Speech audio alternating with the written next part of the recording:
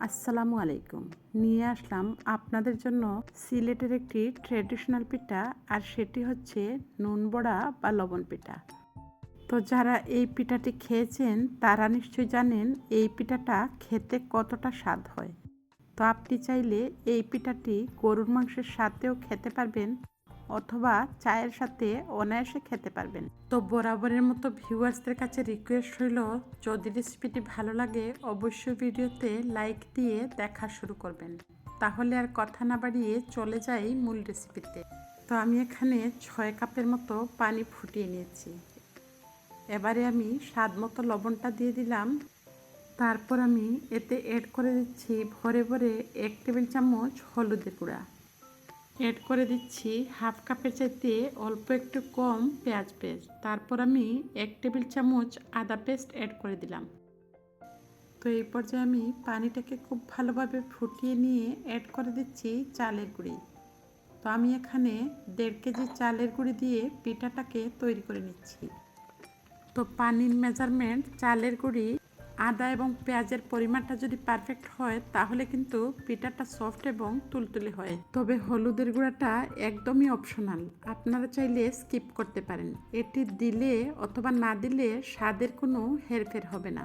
তো আমি 5 মিনিটের জন্য চুলাটা বন্ধ করে রেখে দিয়েছিলাম, এতে করে কাইটা অনেক সফট থাকে। তো ঠিক 5 মিনিট পর ঢাকনাটা সরিয়ে আমি আবারও নেড়েচেড়ে একটি ডালার উপরে গরম গরম কাইটাকে অ্যাড করে দিলাম। তারপর আমি হাতে সহ্য হয় এই অবস্থাতে কাইটাকে মথে নিব। তো ঠিক 15 মিনিট পর হাতে সহ্য হয় এমন অবস্থাতে চলে আসলে আমি কাইটাকে মথে নিচ্ছি। আর অবশ্যই খুব ভালোভাবে মথে নেবেন, এতে করে পিঠাগুলো সফট তুলতুলে এবং ফুলকো হবে। আর মথে নিলে পিঠাগুলো সফট হওয়ার পাশাপাশি খেতেও ভালো লাগে। তো দেখুন আমি বড় বড় 3টি দলা পাকিয়ে নিয়েছি। তো আমি চালের গুঁড়ি ছিটিয়ে নিয়ে প্রত্যেকটা দলাকে আবারও 5 থেকে 6 মিনিটের মতো মথে নিব। তারপর আমি বড় বড় রুটির মতো গোলাকার করে রুটির শেপ তৈরি করে নিয়েছি। তো অফ স্ক্রিনে আমি বেশ কয়েকটা রুটির শেপে তৈরি করে নিয়েছি। আপনাদের বোঝার সুবিধার্থে আরও একটি তৈরি করে দেখিয়ে দিচ্ছি। তো দেখুন আমি তৈরি করে নিয়ে হাত দিয়ে চেপে চেপে সাইডটাকে একটু বন্ধ করে দিলাম।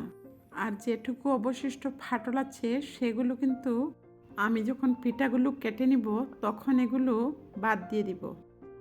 তো যেহেতু রুটির সাইজটা বড় হবে সেজন্য আমি কিচেন স্ল্যাবটাকে পরিষ্কার করে নিয়েছি। তারপর আমি চালের গুঁড়ি ছিটিয়ে দিয়ে বেশ বড় আকারের রুটি তৈরি করে নিয়েছি। আর রুটিটা কতটা পাতলা অথবা ভারী হবে সেটি আমি দেখিয়ে দিচ্ছি।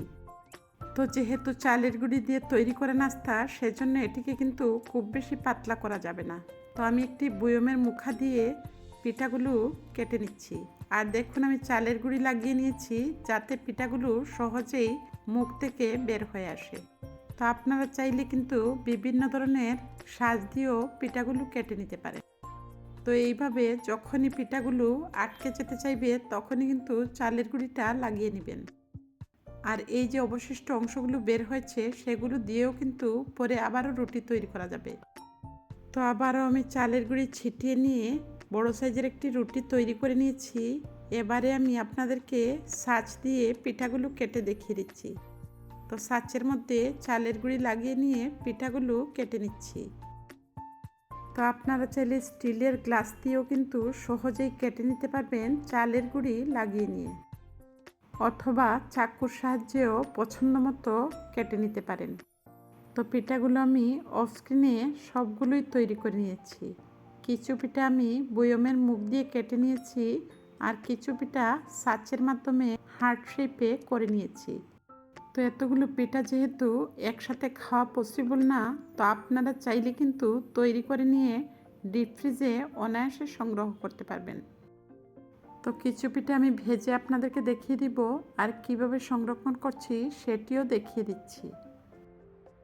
তো আমি একটি এয়ারটাইট বক্সে পিঠাগুলোকে বিছিয়ে নিয়ে প্রত্যেকটা স্তরে স্তরে এইভাবে পলিপ্যাক বিছিয়ে নিয়ে পিঠাগুলোকে রেখে দিচ্ছি। আর এইভাবে রেখে দিলে একটা পিঠার সাথে আরেকটা পিঠা কিন্তু লেগে যাবে না। তো এইভাবে সংরক্ষণ করে আপনারা চাইলে ডিপ ফ্রিজে 1 থেকে 1.5 মাসের মতো খেতে পারবেন। এবারে আমি বাকি পিঠাগুলো ভেজে দেখিয়ে দিচ্ছি। তো চুলার আঁচ মিডিয়ামে করে আমি তেলটাকে গরম করে নিয়েছি। এবারে আমি তৈরি করা পিঠাগুলো একে একে অ্যাড করে দিচ্ছি। তো প্যানের জায়গাটা কিছুটা ফাঁকা রেখে পিঠাগুলো অ্যাড করে দিবেন, এতে করে নাড়তে সহজ হবে। তো আমি একটি চামচের সাহায্যে উপর দিয়ে তেল ছড়িয়ে দিলাম এবং একে একে পিঠাগুলো উল্টে পাল্টে ভেজে নিচ্ছি। তো চুলার আঁচটা হাই টু মিডিয়ামে রেখে আমি পিঠাগুলোকে ভেজে নিচ্ছি। তো পিঠাগুলো কিন্তু হাই হিটে ভাজা যাবে না অথবা লো হিটে ভাজা যাবে না। তো হাই হিটে ভেজে নিলে উপরটা হয়ে যাবে এবং ভেতরটা কাঁচা থাকবে, আর লো হিটে ভেজে নিলে ভেতরের তেলটা কিন্তু ঢুকে যাবে। তো পিঠাগুলো আমি মিডিয়াম আঁচে ভেজে নিয়েছি, আর দেখুন কতটা সফট এবং তুলতুলে হয়েছে, আর ভেতরে কিন্তু তেলটাও ঢুকে যায়নি। তো আমি সার্ভিং প্লেটে সার্ভ করে নিয়েছি, আর কতটা লোভনীয় দেখাচ্ছে আপনারা নিশ্চয়ই দেখেই বুঝতে পারছেন। তো দেখা হচ্ছে নেক্সট রেসিপিতে। আজকের মতো বিদায় নিচ্ছি। আল্লাহ হাফেজ। আসসালামু আলাইকুম।